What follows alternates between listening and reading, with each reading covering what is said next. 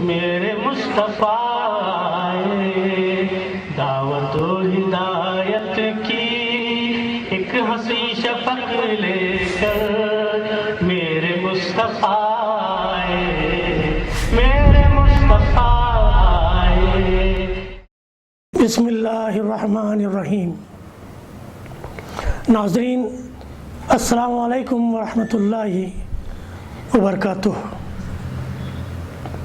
سیدھی بات T V channel کے ادبی پروگرام فکر و فن شعر و سخن میں آپ کا خیر مقدم ہے. آج پھر ایک معزز مہمان محترم زاہد حسین تیمہ پوری صاحب ہیں، جو ادب کی دنیا میں ڈاکٹر زاہد تیمہ پوری کے نام سے مشہور ہیں. موصوف اس وقت مرکزی حکومت کی وزارت HRD کی جانب سے 2019 سے 3 سال تک کے لیے قومی کونسل برائے فروغ زبان اردو کی جنرل باڈی کے لیے نامزد شدہ رکن ہیں. اپنے والد محترم غلام رسول تیمہ پوری اور والدہ محترمہ محبوبی کے ہاں 10 جنوری 1953 کو ضلع یادگیر کے گاؤں تیمہ پور میں پیدا ہوئے، جو پہلے گلبرگہ ضلع کا گاؤں شمار ہوتا تھا. مڈل اسکول رنگم پیٹ تیمہ پور ہائی اسکول میں، پربھو آرٹس کالج شوراپور سے BA اور گلبرگہ یونیورسٹی سے اردو اور فارسی میں MA کیا. گلبرگہ یونیورسٹی سے ہی 1987 عیسوی میں بہادر یار جنگ کی زندگی اور ان کی ادبی خدمات کے موضوع پر PhD مکمل کر لی. محکمہ صحت میں بحیثیت ہیلتھ ایجوکیشن افسر بنے اور 1982 سے 2013 تک خدمات انجام دیتے رہے. اردو کے علاوہ کنڑ زبان سے گہری وابستگی رہی. میٹرک کے بعد رفیق ملت مرحوم سید غوث خاموشی صدر انڈین یونین مسلم لیگ آندھرا پردیش اور پربھو آرٹس کالج شوراپور کے پرنسپال وشوناتھ سر کی شفقت حاصل رہی. PhD کی تکمیل میں پروفیسر عبدالرزاق فاروقی صاحب، جناب راہی قریشی کے علاوہ ان کے بھائی مبارک احمد تیمہ پوری اور مقرب خاموشی صاحب کا تعاون رہا. قائد ملت بہادر یار جنگ کی طرز پر گلبرگہ میں درس اقبال کی محفلوں کا انعقاد 95 اور 96 میں 2 سال تک علامہ اقبال کی نظموں کا تجزیہ کرنے کا موقع ملا. ڈاکٹر زاہد تیمہ پوری صاحب، میں ہمارے اسٹوڈیوز میں فکر و فن پروگرام میں آپ کا خیر مقدم کرتا ہوں. شکریہ. اور آپ کی نظر ایک شیئر کرتا ہوں جو آپ کی زندگی کا احاطہ کرتی ہے اور آپ کے عزائم کو اس میں ظاہر کرتی ہے. شعر حفیظ میرٹھی صاحب کا ہے. انہوں نے عرض کیا تھا کہ میں آج نئے عزم سے پر تول رہا ہوں. میں آج نئے عزم سے پر تول رہا ہوں، کوئی میری پرواز کی راہوں میں نہ آئے. کوئی میری پرواز کی راہوں میں نہ آئے. ڈاکٹر صاحب، میں اس لیے کہہ رہا ہوں کہ اس قدر طویل خدمت کا وقفہ گزارنے کے باوجود بھی آپ مسلسل بلند پروازی میں مصروف ہیں. تو ڈاکٹر صاحب، میں آپ کا یہاں پر خیر مقدم کرتے ہوئے بڑی خوشی محسوس کر رہا ہوں. سب سے پہلے تو میں یہ پوچھوں گا آپ سے کہ ویسے میں بہت ہی فخر محسوس کر رہا ہوں، ایک بہت ہی پڑھا لکھا آدمی آج فکر و فن شعر و سخن کو رونق بخشنے کے لیے حاضر ہے. تو سب سے پہلے میں چاہوں گا کہ آپ کی جو تعلیمی زندگی شروع ہوئی، یعنی اسکول ہے، کالج ہے، یونیورسٹی ہے، اس میں کوئی خوشگوار واقعہ آپ کو اگر یاد ہو تو عنایت فرمائیں. نہیں ویسے تو خوشگوار واقعات بہت سارے ہیں، لیکن میں امپورٹنس کے لحاظ سے کہوں گا جی کہ مقرر کی حیثیت سے، باقی تو سب آ گیا ہے، جی مقرر کی حیثیت سے جب میں پربھو آرٹس اینڈ سائنس کالج میں داخل ہوا تو وہاں پر مقرروں کی ضرورت تھی، اچھا اور وہاں کے ہیڈ آف دی ڈپارٹمنٹ جو تھے اردو کے ہیں، جی انہوں نے کہا کہ 3 لوگ تقریر کے لیے آئیں تو اردو شعبہ چل سکتا ہے، لہٰذا آپ کو میں صرف تقریر کے لیے لے لیتا ہوں۔ کیا بات ہے، تو ٹھیک ہے، میں نے ان کو اجازت دے دی، اور وہ تقریر کے لیے ہی بلاتے تھے مجھے۔ ماشاء تو 1 مہینہ 2 مہینے ایسے ہی چلا، 15 اگست کا کچھ آیا، اس کے بعد میری تقریروں کی بہت تعریف ہوئی وہاں، اور لوگوں نے بہت اپریشیٹ کیا، تو ایک جنون چل گیا، پھر میں اس کو کنٹینیو کر دیا۔ اس طرح سے انٹر کے 2 سال امتیازی کامیابی، 5 سال کے بعد گیا میں، سبحان اللہ، یعنی حیدرآباد جانے کے بعد وہاں سے مکمل نہیں کر سکا تعلیم، خلا حسینی صاحب وغیرہ کے صحبت میں رہے تو نہیں ہوا، تو 5 سال کے بعد جب یہاں داخلہ لیے تو میرے لیے آزمائش کا وقت تھا، ماشاء اللہ، اور وہاں پر ایک وشواناتھ سر جس کا آپ نے ذکر کیا ہے، ان کو اردو نہیں آتی تھی، اور وہ پولیٹیکل سائنس کے میرے پرنسپل بھی تھے، ان سے کافی لیکچرر وغیرہ ڈرتے تھے، اچھا تو ایسے وقت میں ان کو سوالات پوچھتا تھا کہ سر یہ کیسا ہے، اور وہ سوالات میرے اردو میں پوچھے جاتے تھے، اچھا ماشاء تو کہتے تھے نمگے برل رے نیو اردو داگے ماتاڑیدرے یہاں نیو ہیڑ نمگے بول کے بولتے تھے، تو مطلب صاحب آپ کو اردو میں ہی جواب دینا ہوگا کیونکہ مجھے کنڑا آتی نہیں ہے، وہاں پر اس وقت نہیں آتی تھی مجھے اچھی طرح، تو وہ بڑا سلسلہ چلا اور انہوں نے بہت اپریشیٹ کیا۔ آج وہ یہ کہتے ہیں کہ تم نے مجھے اردو سکھائی۔ ویسے ڈاکٹر صاحب میں نے سنا ہے کہ ایک نجومی آیا کرتا تھا آپ کی والدہ کے پاس، تو وہ کچھ غیر ہمت افزا باتیں کرتا تھا، تو اس کے بارے میں بھی ذرا کچھ بتائیے گا۔ اچھا، یہ بہت اچھی بات آپ نے سنی ہے۔ ایکچول ہوا کیا تھا، ہماری والدہ کو اپنے 3 بیٹوں میں آخری تھا میں، اس کو زیادہ سے زیادہ پڑھانا چاہتی تھی، وہ کیا پڑھانا ان کو نہیں معلوم تھا، تو اکثر مجھے لے جا کر کے وہ ہاتھ دے کے بٹھا دیتی تھی نجومے کے پاس، وہ ایک ڈگڈگی بجاتے آتے تھے، وہ آ کے وہ کچھ پیسے لیتے تھے، وہ بولتا تھا یہ لکیروں میں اس کی تعلیم نہیں ہے، اس لیے وہ اس کو پڑھا نہ کو تو جی جی جی، تو انہوں نے بولے ایسا کیسا نہیں ہے۔ اچھا ہاں، تو ان دنوں میں اقبالیات کو میں پڑھ رہا تھا، میرا ایک تھا کہ زندگی مسلسل عمل ہے، اچھا، اور ہم عمل کرتے جائیں گے، قسمت پہ مجھے اتنا زیادہ بھروسہ نہیں تھا، تو اور میں نے اس کو اپنی لگن کو جاری رکھا، اور اس طرح سے وہاں پر کامیابی ہوئی۔ ڈاکٹر صاحب آپ نے بہت اعلیٰ تعلیم حاصل کی الحمدللہ، جب آپ پی ایچ ڈی آپ نے مکمل کی تو کیا آپ کی والدہ حیات تھیں؟ ہاں جی، تو انہوں نے کیسے اس کا اظہار کیا؟ بہت اچھا سوال کیا۔ جب وہ ایم اے میں داخلہ ملا مجھے پہلی بار، تو وہ بولے یہ کون سا سبجیکٹ ہے، کیا ہوتا ہے، تو وہ بڑا بہت پڑھ لیا تھا ہمارے بیٹے، پھر یہ کون سا ہے، تو بولا تم نے خواب دیکھا ہے نا ماں کہ آگے پڑھانے کا، تو وہ بی اے تھا، یہ ایم اے ہے، تو یہ کیا ہوتا ہے، اس کے بعد والی ڈگری ہوتی ہے، اور اس میں جو ہے داخلہ لیا ہوں، تو بڑی خوش ہوئی۔ اچھا اس کے بعد بھی اور رہتی کیا، ابھی رہے تو بھی اور بھی پڑھنا دیکھ تو مجھے بہت خوشی ہوئی کہ میری والدہ اتنی ساتھ دے رہے ہیں، اور اس وقت میرے بھائی بھی تھے جو والد صاحب کے انتقال کے بعد سرپرستی کر رہے تھے، انہوں نے کہا کہ یہ جتنا پڑھے گا ہم اس کو پڑھائیں گے، ماشاءاللہ، مگر حالات اور سچویشن اچھے نہیں تھے، ہم نے کرانہ دکان چلائی وہاں پر، اور کرانہ دکان میں آدھے دن بیٹھتا تھا اور آدھے دن بھائی صاحب بیٹھتے تھے، اس طرح سے تعلیم کا سلسلہ چلا۔ اچھا ڈاکٹر صاحب آپ نے گریجویشن کی، پھر پوسٹ گریجویشن کی آپ نے، اور پی ایچ ڈی بھی آپ نے کی، تو ظاہر ہے کہ کسی کالج سے یا یونیورسٹی سے وابستہ ہو کر طلباء کو پڑھانے کے بجائے آپ محکمہ صحت سے اپنے آپ کو وابستہ کر لیا، یہ جو جوڑ تھا یہ کس وجہ سے ہوا ہے؟ نہیں ہوا کیا تھا، پی ایچ ڈی کے بعد میری کوئی نوکری نہیں ہوئی، ایم اے کے فرسٹ ایئر سیکنڈ ایئر میں تھا میں، کرناٹک پبلک سروس کمیشن سے مجھے بلایا گیا تو اس پوسٹ کے لیے، اچھا، میں رشوت کے بالکل اگینسٹ میں جا کر کے فیس کیا. جی جی. اور وہاں پر میں یہ سمجھتا ہوں کہ جتنے سوالات انہوں نے پوچھے اس کے سب رنگ جوابات دیے, اچھا. لیکن پورے بیداری کے ساتھ, پورے ہمت کے ساتھ دیے, تو شاید ان کو یہ بات پسند آ گئی. میں یہ سمجھ رہا تھا یہ تو لوگ بغیر اس کے ہوتا نہیں ہے. تو انہوں نے کہا کہ اگر ہم تم کو سلیکشن کر کے کرناٹک کے اس بھاگ میں, بنگلور کے بھاگ میں دیں گے تو وہاں کنڑا بولنا پڑے گا آپ کو. جی ہاں جی ہاں. تو آپ کیسے کنڑا بولو گے؟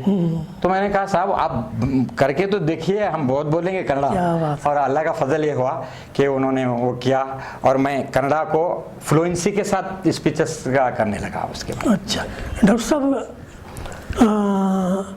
اقبالیات کا آپ نے ذکر کیا تھا اور میں نے اپنے تمہید میں بھی میں نے کہا ہے کہ اقبال آپ کا بہت مرغوب شاعر رہا ہے. آپ درس اقبال کے جو پروگرام گلبرگہ میں یا آپ کے علاقے میں کرتے رہے, یہ اس کا کیا پس منظر ہے اور آپ نے کیا کیا کچھ کیا؟ جی, اقبالیات کو میں نے بہت دل سے پڑھا ہے. اچھا. میں سمجھتا ہوں کہ اقبال شاعر نہیں بلکہ بہت بڑے میسنجر تھے. اور اقبال نے بھی یہ کہا کہ شاعری جزوست پیغمبری. کیا بات ہے. تو یہ بہت بڑی بات تھی. اس لیے وہ جو سلسلہ میرا جو شاعری کا تھا اقبال کے ان الفاظوں پہ پہنچ گیا تو میں نے شاعری کو خیرآباد کہہ دیا. اچھا, ویسے شعر کہے آپ نے؟ ہاں وہی ایک بچپن میں امن کا پرچم, اچھا, اور پھر جواہر لال نہرو پہ, اس طرح کے وہ تھے. جب اقبال کو میں نے پڑھا اور قرآن میں کے ترجمے کے ساتھ جب میں نے دیکھا شاعروں کو بار بار وہاں کیا کہ یہ شاعری نہیں ہے, تو مجھے کچھ عجب سا لگا کہ شاید یہ میرے لیے موضوع نہیں ہے, کیونکہ میں پریکٹیکل آدمی ہوں, اس لیے میں نے شاعری کی طرف توجہ نہیں کی. ڈاکٹر صاحب, یہ جو اقبالیات کے پروگرام کا طریقہ کار کیا تھا اور کتنے لوگ شریک ہوتے تھے اور کیا اثرات مترتب ہوتے تھے؟ اقبال کے تعلق سے مجھے بہادر یار دن کی ہمیشہ یاد آتی رہی. اچھا. کیونکہ انہوں نے درس اقبال کا ایک سلسلہ شروع کیا تھا حیدرآباد میں.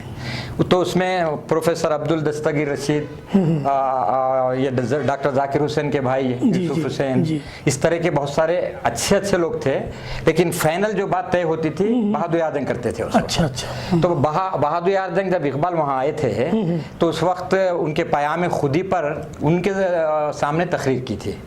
تو ڈاکٹر اقبال نے بہادر یار جنگ کو تھپکتے ہوئے کہا تھا, نوجوان جس شاہین زادے کا میں تصور کر رہا ہوں وہ تم ہو میرے. کیا بات ہے, کیا بات ہے. اور پھر بہادر یار جنگ نے درس اقبال کی وہاں محفلیں چلائی ہیں. تو مجھے اس بات کا احساس ہوا کہ یہ محفلیں کو چلنے چاہیے. اس ضمن میں میں آپ سے یہ چاہوں گا کہ اقبالیات کے تعلق سے مجھے اس بات کا احساس ہوا کہ اقبال تو مشترکہ ہندوستان کی پیداوار تھے, اور پاکستان نے ان کو اچک لیا. تو بار بار مجھے احساس ہوتا ہے کہ جس نے سارے جہاں سے اچھا ہندوستان ہمارا لکھا ہے, ویسا شاعر جو ہے کیسے ہو سکتا ہے. ایسا سچ کلبلاتے رہتے تھے. اس کے بعد چین و عرب ہمارا بھی ہم نے دیکھا. تو اقبال کی فکر ایک اسلامی فکر تھی. سارے لوگوں کو جوڑنا چاہتے تھے وہ, یعنی قومی یکجہتی کی بنیاد, ان کی پوری شاعری کی بنیاد میں بھی قومی یکجہتی ملتی ہے. تو میں نے ان کے نظموں کا سلسلہ شروع کیا. اچھا. اور تقریباً یہ 2 سال کے پیریڈ میں ان کی عقل و دل, لا الہ الا اللہ, حضور عزت مآب کی, اس میں اس طرح کے بہت سارے التجائے مسافر, یعنی میں کیا کرتا تھا, نظمیں لیتا اور اس کی قرات ہوتی, پھر کچھ لوگوں سے کرتا, فائنل ڈسکشن میں جو ہے میں اپنے طور پہ کرتا تھا. تو اس طرح سے چلا. اچھا ڈاکٹر صاحب, بڑی افسوس کی بات ہے کہ آج کہیں بھی درس اقبال کے نام سے کوئی پروگرام, کم از کم میں جانتا ہوں کہ کرناٹک میں نہیں چلتا. کچھ دن تو یہاں میسور میں چلتا رہا, کوئی صاحب اس کو سنبھالے ہوئے تھے. اس سلسلے میں آپ کیا اس کی تجدید کرنے کا کوئی پروگرام رکھتے ہیں؟ دیکھیے 1995 اور 96 کے بعد دوسری بار بھی میں کرنا چاہا, کچھ حالات ایسے نہیں تھے, اور بچوں کی یہاں پر جب بنگلور میں یہ چلے آئے تو مجھے بنگلور آنا پڑا. اقبالیات کا مطالعہ ابھی میرے پاس بہت کر رہا ہوں میں, اور ابھی بھی اسی نہج پر یہاں پروگرام کرنے کی میری خواہش ہے. لیکن اب کیا کہیں کہ لوگ جو ہے ایسے مل نہیں رہے ہیں.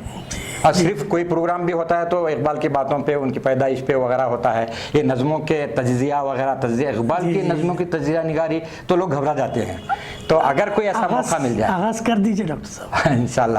تو اس کے لیے ذرا سا ماحول ہے, ایک دو چار یہ اگر انٹرویو کے بعد اگر کوئی لوگ جاگ جائیں آپ کے انٹرویو کے بعد تو یہاں پر انشاءاللہ یہ کام ہوگا. ڈاکٹر صاحب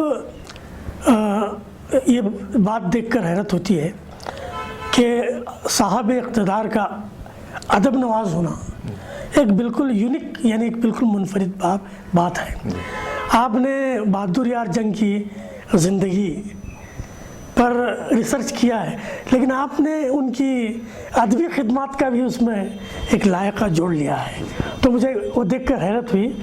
یہ جو مقالہ آپ نے لکھا اس کا پس منظر کیا ہے ادب کے حوالے سے؟ نہیں, اصل یہ ہو گیا تھا کہ بہادر یار جنگ ایکچوئل شاعر تھے وہ. اچھا جی. اور شاعری کی بہت ساری ان کی کتابیں ہیں, میں نے دریافت کر کے اپنے اس میں دیا ہے.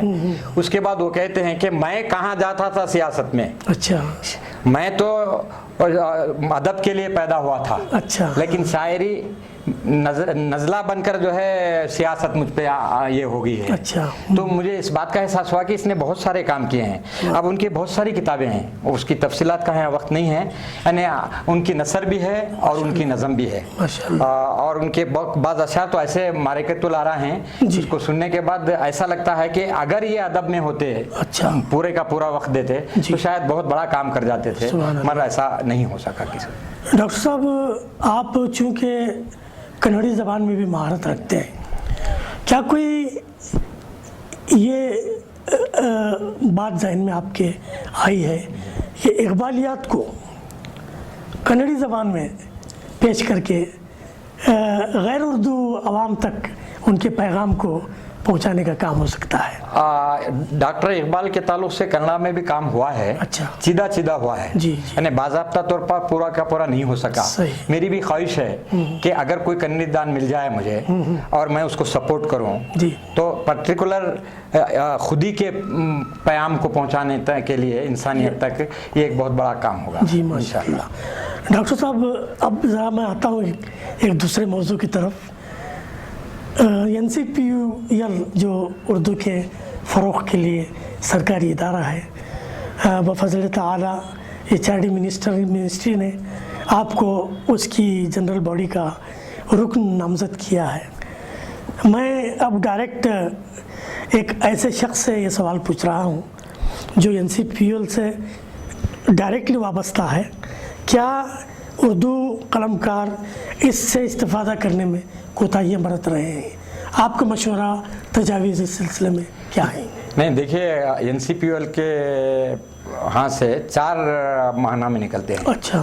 ان 4 ماہناموں میں 2 تخلیقات شائع ہوتے ہیں, اس کا ہم اعزازیہ بھی دیتے ہیں. سبحان اللہ. مگر سوال یہ ہو رہا ہے کہ لوگوں تک پہنچ نہیں رہا ہو, یعنی عام لوگوں تک. مخصوص لوگ آ رہے ہیں, ان کو معلوم نہیں ہے. تو آج کے آپ کے اس انٹرویو کے بعد میری گزارش ہے نئے لکھنے والوں سے کہ وہ بچوں کے ادب پر لکھ رہے ہیں تو بچوں کی دنیا کے لیے اپنے مثال کریں, اردو دنیا کے لیے غزل نظم وغیرہ بھیجیں. اسی طرح سے فکر و آگہی ان کا جو ہے تنقیدی رسالہ نکلتا ہے جو اس وقت میرے پاس ہے, تو اس کے لیے وہ مضامین لکھیں.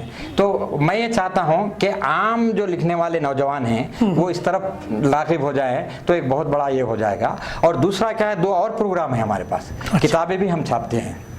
کتابوں کی بھی بھیجنے کی ہماری ویب سائٹ پہ جو ہے آپ کو مل جائے گی تفصیلات. اور اس طرح سے بلک پرچیزنگ آف اردو کہ وہ بک جو خود آپ چھاپ کے لیے ہیں, ہم 100-150 تک بھی وہ خریدتے ہیں, اور اس کے نقد جو ہے پیمنٹ ہم کرتے ہیں. اس کے لیے ایک کمیٹی ہوتی ہے, اس کمیٹی کا میں بھی ممبر ہوں. تو انشاءاللہ اگر ہمارے ادبا شعرا اس کو کام میں لائیں تو بہت اچھی بات ہے. ڈاکٹر صاحب بیک وقت کئی اکیڈمیز ہندوستان میں اردو کی خدمت انجام دے رہے ہیں, لیکن ایک بات جو نظر آتی ہے کہ ان میں کسی قسم کا تال میل نہیں پایا جاتا. بہت بڑا فنڈ ہے, تو کیا NCPUL میں آپ جہاں ہیں وہاں سے اس طرح کا کوئی کام کہ ان ساری اکیڈمیز کو ایک دوسرے سے مربوط کیا جائے اور ایک بہت ہی مؤثر خدمت एक नतीजे के तौर पर सामने आए, ऐसा कुछ हो सकता है? आपने बहुत अच्छा सवाल किया, इस पे हम काम कर रहे हैं अल्हम्दुलिल्लाह। हमारे जो डायरेक्टर हैं शेख अकील अहमद साहब, जहाँ उर्दू एकेडमीज का क़याम अमल में लाया नहीं गया है, वहाँ पर हम कोशिश कर रहे हैं कि हुकूमती सतह पर सेंट्रल गवर्नमेंट से लिख के उनको समझा के वहाँ पर जो है ये रहे। आपको ये नहीं होगा कि कश्मीर में इधर बहुत सारे गोवा में उनके दौरे हुए हैं और वो काम चल रहा है। और ये एक नया पॉइंट आपने ये दिया कि उनको मजबूत करने का काम, क्योंकि अब सेंटर में गवर्नमेंट है तो स्टेट में दूसरे हैं, इसलिए थोड़ा तालमेल नहीं जम रहा है। इंशाअल्लाह आने वाले दिनों में हम इस काम को लेके आगे बढ़ेंगे। डॉक्टर साहब, नई नस्ल अब उनके हाथ में एक मोबाइल आ गया है और सब कुछ उसी में देखना चाहते हैं, तो आप हमारे नए कलमकारों को ये नए पस मंज़र के हवाले से क्या पैगाम देना चाहेंगे कि अखबारात में जब छपते हैं तो बहुत ही मुख्तसर तादाद उसको पढ़ती है, लेकिन यही चीज़ अगर मीडिया में आ जाती है, मल्टी मीडिया में या फिर सोशल मीडिया में जब आ जाती है तो दूर दूर तक इसकी रसाई होती है। तो बतौर एक बहुत ही तजर्बाकार उस्ताद की हैसियत से आप क्या मशवरा नई नस्ल को देना चाहेंगे या क्या पैगाम आप देना चाहेंगे? देखिए, अब मुश्किल मसला ये है कि हमने उर्दू ज़ुबान को बोली की हैसियत से ज़िंदा रखा है। अब जो सिचुएशन है, यानी आप दूसरी ज़बान में लिख के भी उर्दू गज़लें पढ़ रहे हैं आजकल, ऐसा हो रहा है। इसकी वजूहत क्या हैं? पहले उर्दू ज़बान बहुत गरीब थी, अब अमीर इन मानों में है कि उसको सरकारी सरपरस्ती जहाँ मिल रही है, पैसे का मामला है, बिल्कुल, तो यहाँ से आप बाहर भी जाते हैं, वहाँ भी तकरीरें करते हैं, और मुसलसिल इसमें क्या हो रहा है, कुछ कामयाब तरीन लोग ही इससे इस्तेफादा कर रहे हैं। तो हम ये चाहते हैं कि उर्दू की जो लिपि है, रस्मुल ख़त है, वो उस पर भी काम हो, और उसके लिए जैसा कि व्हाट्सअप है, आप फेसबुक में अब उसमें भी आप इसमें इंग्लिश में लिख देते हैं, उर्दू की बात है इंग्लिश में, रोमन इंग्लिश में, तो इस तरह ना हो, उर्दू का काम चले, इसके लिए भी हम कोशिश कर रहे हैं रस्मुल ख़त को बाकी रखने के लिए। तो इस दौरान में आपको मैं याद दिलाऊं दूं कि हमारे प्राइम मिनिस्टर ने उर्दू रस्मुल ख़त की बहुत तारीफ की है। एक महीना पहले उन्होंने कहा सबसे खूबसूरत रस्मुल ख़त उर्दू का है।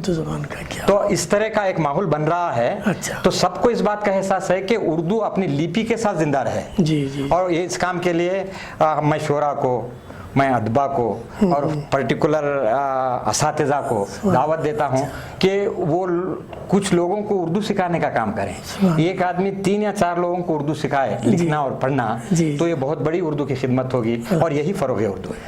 डॉक्टर साहब, मैं समझता हूँ कि फ़िक्र फ़न शेर व सुख़न में आज एक बहुत अहम शख्सियत हमारी मेहमान है, और चूँकि एक बहुत बड़े इदारे से आप वाबस्ता हैं, तो एक बहुत ही एक खाकसाराना सवाल आपसे मैं पूछना चाहता हूँ कि फ़िक्र फ़न शेर व सुख़न को आप मुसलसल देखते रहे हैं, कैसा लगा आपको ये प्रोग्राम, और इसको मज़ीद बेहतर बनाने के सिलसिले में आप क्या कुछ मशवरे हमको देंगे?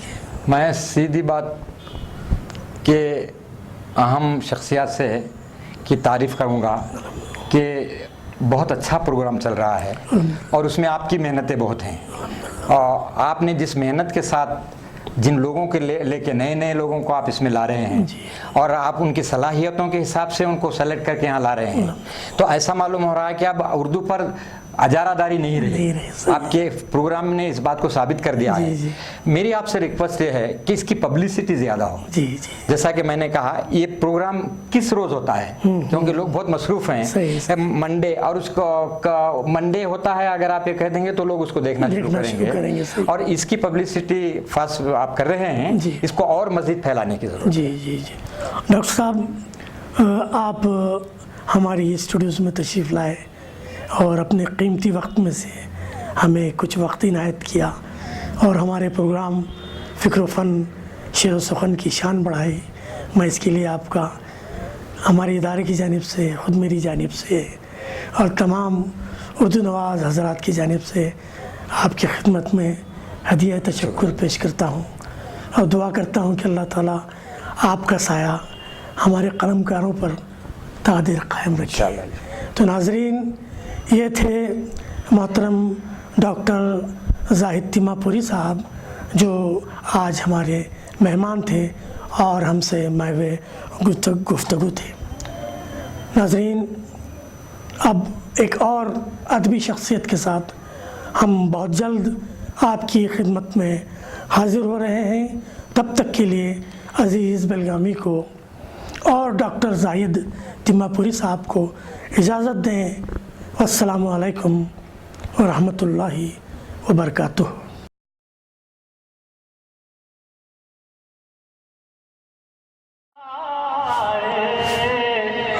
मेरे मुस्तफा आए, दावत और हिदायत की एक हंसी शफक लेकर। मेरे मुस्तफा